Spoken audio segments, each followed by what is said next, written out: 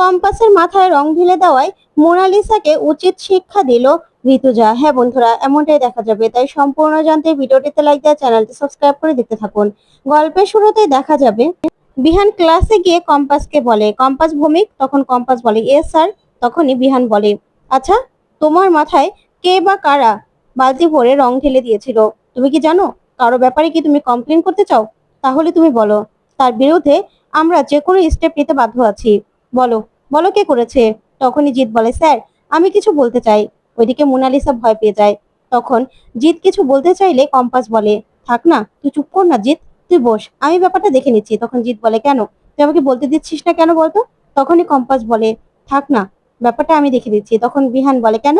ও যদি কিছু জানে, ও যদি কিছু বলতে চায়, তাহলে তুমি কেন বারণ করছো? তখন কম্পাস বলে, আসলে স্যার আজকে তোমার প্রথম দিন ছিল, তাই কে বা কারা এই কাজগুলো করেছে আমি বলতে পারি না। উপর থেকে বালতি থেকে আমার গায়ে রং রং করেছে। আর যে ছেলেগুলো মোটরসাইকেল নিয়ে আমাকে ভয় দেখাতে চেয়েছিল, তারা তো হেলমেট পরা ছিল, আমি তো তাদের দেখিনি। ওইদিকে মোনালিসা মনে মনে বলে, বাবা, বিহানের কাছে আমার কথা বললো না, আমাকে কট খাওয়ালো না, আমি তো বুঝতে পারছি না। তখনই কম্পাস বলে, হ্যাঁ স্যার, আসলে যারা করেছে তারা তো আমাকে বুঝতে পারেনি যে আমি কি করতে পারি। তাই আস্তে আস্তে না, সবার সঙ্গে থাকতে থাকতে বন্ধুত্ব হয়ে যাবে। আসলে অনেক মানুষের সঙ্গেই তো ভালো ব্যবহার থাকে না, কেউ তো কাউকে চিনে না। তারপরে আস্তে আস্তে পুরনো শত্রুতা ভুলে মানুষ এমনিতেই বন্ধু হয়ে যায়। তাই থাক না স্যার, আমি কারো বিরুদ্ধে কোনো রকম কোনো কমপ্লেন দিতে চাই না। তখনই দেখা যাবে প্রিন্সিপাল স্যার খুব খুশি হয়ে যায় আর বলে, বাহ, এই মেয়েটা তো খুব জিনিয়াস, খুব ভালো লেগেছে আমার। তখনই দেখা যাবে দাঁড়িয়ে পড়ে জিৎ, আর দাঁড়িয়ে ক্লাসে হাতে তালি দিতে থাকে। তখনই জিতের সঙ্গে থাকা কম্পাসে সব ক্লাসমেটরা দাঁড়িয়ে হাতে তালি দিতে থাকে। তারপরে দেখা যাবে ক্লাস শেষে মুনা বিহানকে বলে, বিহান বিশ্বাস করো, আমি কিচ্ছু করিনি, আমি কিচ্ছু জানিও না। ইনফ্যাক্ট আমি কেন কম্পাসের বিরুদ্ধে শত্রুমি করবো বলতো? আমার তো ওর বিরুদ্ধে কোনো রাগ নেই, আমি কিচ্ছু করিনি, বিশ্বাস করো। তখনই মোনালিসাকে বিহান বলে, শোনো মোনালিসা, কম্পাস না তোমাদের জন্য অনেক কিছু করেছে, তুমি কোনোদিনও চাইলে ওর দায় দিতে পারবে না। তখনই মোনালিসা বিহানের গায়ে হাত দিলেই হাতটা সরিয়ে ফেলে বিহান আর বলে, কারো পিছনে এইভাবে লেগে থাকা ভালো নয়। ওইদিকে কম্পাস সবটা শুনতে থাকে। তখনই মোনালিসা মাথা ঘুরে যাওয়ার নাটক করতে থাকে। তখন বিহান মোনালিসাকে ধরে ফেলে আর বলে, তুমি ঠিক আছো তো? ওইদিকে কম্পাস আড়ালে থেকে সবটা দেখে। তখনই মোনালিসা বলে, আসলে আজকে কলেজে ফার্স্ট ডে ছিল তো, তাই তাড়াহুড়োয় আমি ব্রেকফাস্টই করিনি। ওইদিকে কম্পাস বলে, মোনা ম্যাডাম পড়াশোনার জন্য ব্রেকফাস্ট করেনি, এটা কোনোদিনও হতেই পারে না। তখনই মোনা বলে, আজকের দিনে ড্রাইভারটাকে বাড়িতে যেতে হলো, ভালো লাগছে না, আমি কি করে যাবো বলো তো? ওইদিকে কম্পাস এসে বাইরে দেখে যে মোনার গাড়ি দাঁড়িয়ে আছে। তখন কম্পাস বলে, এই তো মোনা ম্যাডামের গাড়ি, তার মানে মোনা ম্যাডাম মিথ্যে কথা বলছিল, দাঁড়াও দেখাচ্ছি মজা। তারপর বিহান বলে, চিন্তা করো না, আমি তোমাকে বাড়িতে ছেড়ে দেবো। তারপরে বিহান আর মোনালিসা নিচে যেতে থাকে। তখন কম্পাস বলে, দাঁড়াও, আমি তোমার মজা দেখাচ্ছি, দেখো এবার তোমার তোমার পর্দা আমি কি করে ফাঁস করি। তারপরে দেখা যাবে কম্পাসও পিছন পিছন ওদের সঙ্গে দৌড়ে আসে। এদিকে বিহানকে বলে, মুনা ম্যাডাম কি হয়েছে, হাত ধরে যাচ্ছেন কেন? তখনই বিহান বলে, ওর মাথাটা না ঘুরছে, তার জন্য ওকে আমি বাড়িতে পৌঁছে দিতে যাচ্ছি। তখন কম্পাস বলে, কি যে বলেন না, ওই তো মুনা ম্যাডামের গাড়ি, আমার তো ভুল হয় না? মুনা ম্যাডামের গাড়ি তো দাঁড়িয়ে আছে মুনা ম্যাডামকে নেওয়ার জন্য। তখনই বিহান চমকে যায়। তখনই ড্রাইভার এসে বলে, মুনা ম্যাডাম দিন আপনার ব্যাগটা দিন। আমি আমি ব্যাগটা রেখে দিচ্ছি, কি হয়েছে আপনার? তখন বিহান বলে, মোনালিসা তুমি তো বললে যে তোমার গাড়ি নাকি আসেনি, তুমি নাকি বাড়িতে পাঠিয়ে দিয়েছো। তখন মোনালিসা বলে, "হ্যাঁ, বাড়িতে পাঠিয়ে দিয়েছিলাম তো, ও যে চলে এসেছে আমি তো বলতেই পারি না, তুমি তো আমাকে বলবে।" তখন ড্রাইভারটা কিছু বলতে গেলেও মুনা চুপ করিয়ে দেয়। তখন মোনালিসা বলে, আচ্ছা বিহান, তুমি চলো না আমার সঙ্গে, আমার না খুব ভালো লাগবে। তখন বিহান বলে, না, আজকে আমি যেতে পারবো না। ইনফ্যাক্ট মা আমাকে তাড়াতাড়ি যেতে বলেছে, আজকে আমাদের বাড়িতে জগদ্ধাত্রী পুজো আছে, আর সেজন্য আমাকে যেতে হবে। তখন কম্পাসকে বলে, কম্পাস তোমাকেও নিয়ে যেতে বলেছে, যাও গাড়িতে গিয়ে বসো। তখন তো কম্পাস খুব খুশি হয়ে যায় আর মোনার দিকে তাকিয়ে তাকিয়ে গাড়িতে গিয়ে ওঠে। ওইদিকে মোনালিসা বলে, আচ্ছা বিহান, তোমাদের বাড়িতে জগদ্ধাত্রী পুজো হবে, আমিও না যাবো, আমার না খুব ইচ্ছে, আমি যাব। তখন বিহান রাজি হয়ে যায়। ওদিকে কম্পাস কম্পাস তাকিয়ে তাকিয়ে দেখে প্রচন্ড ভাবে রেগে যায়। ওদিকে মোনালিসা বলে, আমি যাব। তারপরেই বিহান গাড়িতে ওঠে আর মোনালিসাও কম্পাসের সাথে গাড়িতে উঠে পড়ে। তখন দুজনের দিকে তাকিয়ে থাকে। অন্যদিকে দেখা যাবে ডক্টর মিত্র কথা বলতে থাকে অভিজ্ঞান দত্তের সঙ্গে। তখন অভিজ্ঞান দত্তকে বলে, দেখুন কম্পাস যে কতটা কি জানে আমি জানি না। তখন অভিজ্ঞান দত্ত বলে, কম্পাস অনেকটাই জেনে গেছে হয়তোবা, আমাদের ওকে থামাতে হবে।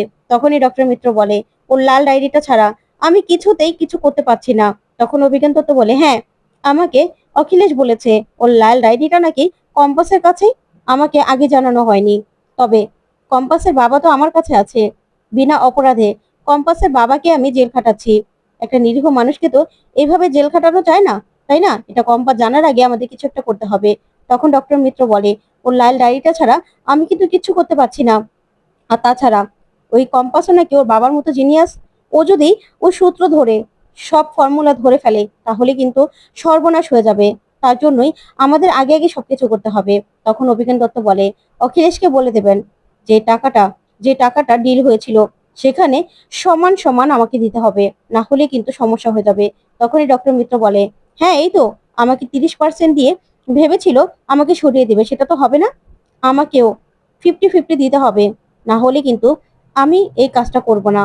তখনই অভিজ্ঞান দত্ত বলে, ঠিক আছে, আমি বলে দেব। ওইদিকে বাড়িতে ঋতুজা সবার সঙ্গে জগদ্ধাত্রী পুজোর প্ল্যান করতে থাকে। তখনই কিঞ্জলকে বলে, শোনো, এবার জগদ্ধাত্রী পুজোটা আমরা বড় করে করব।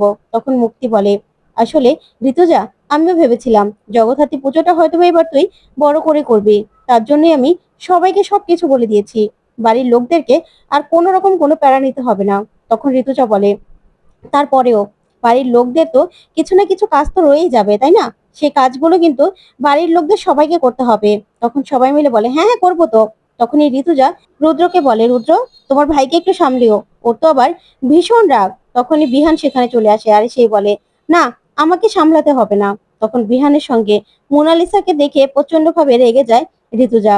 ওদিকে বিহান রুদ্রকে বলে, দা ভাই, আমরা তো ঠাকুর আনতে যাব, এবার আগে আগে আমরা নিয়ে চলে আসবো।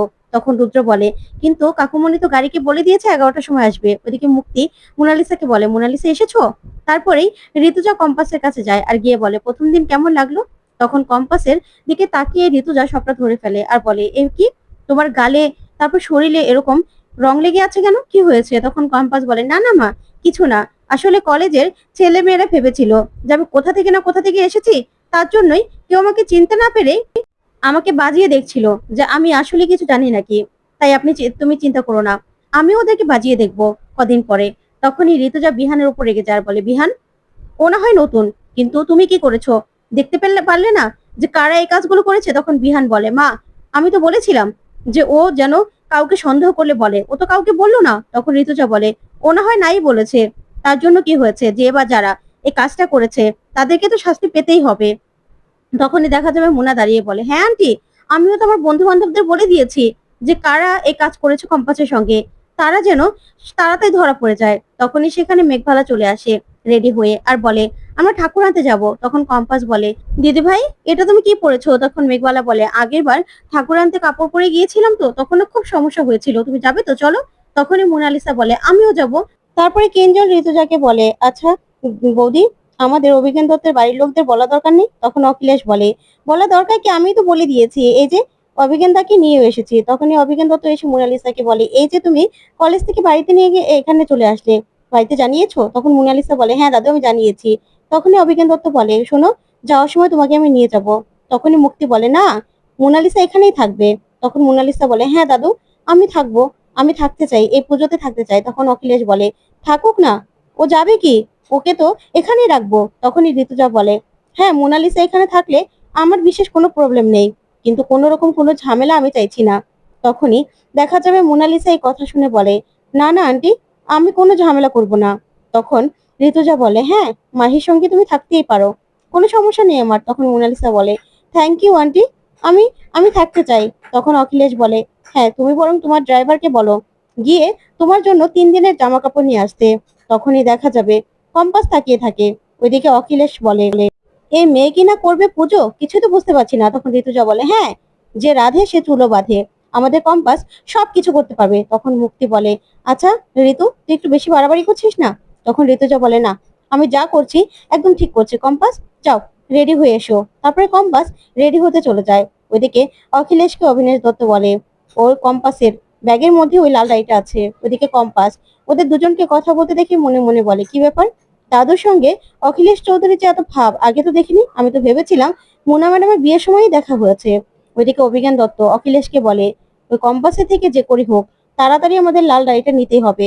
দরকার হলে ওর বাবা যে বেঁচে আছে, কোথায় আছে সেটা আমাদের বলতে হবে। বলতে হবে যে ওর বাবা কোথায় আছে সেটা আমরা বলবো, কিন্তু সবকিছু আমাদেরকে দিতে হবে।